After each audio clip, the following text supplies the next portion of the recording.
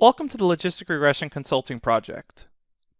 You did such a great job on the previous consulting project that word is starting to spread about your abilities.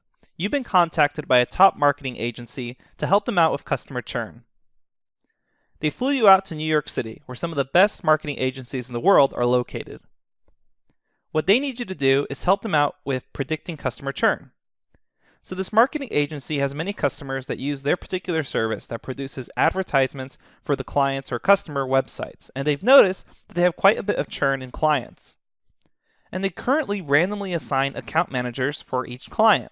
However, they want you to create a machine learning model that will help predict which customers will churn, that is, stop buying their service, so that they can correctly assign the customers most at risk to churn an account manager.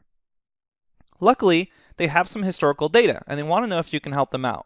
The basic idea is to create a classification algorithm that will help classify whether or not a customer churned. Then, the company can test this against incoming data for future customers to predict which customers will churn and assign them an account manager. The data is under customer_churn.csv, so let's quickly go over that data and what your main task is. So this is what the customer churn data looks like, and these are the various columns, so let's go over them. You have the name column, which is just the name of the person who's the latest contact at this client company. You have the age column, which is the number of years the customer has been in business. Then you have the total purchase, which is the amount of the total ads purchased. And then you have the account manager column, which is a binary column where 0 means they have no manager and 1 means they have an account manager assigned to them.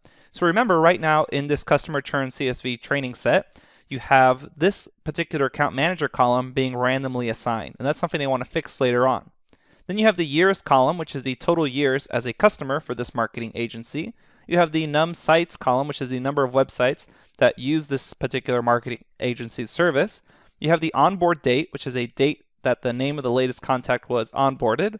The location, which is the client headquarter address, and then the company name, so the name of the client company. And then you have the label column. So the label column is this churn column, 0 or 1, indicating whether the customer has churned. So your goal is to create a model that can predict whether a customer will churn, 0 or 1, based off the various features. Now keep in mind, a lot of those features were strings. Some of them will be useful, some of them won't be useful at all, and hopefully you can use your intuition to decide which ones are useful and which ones are not.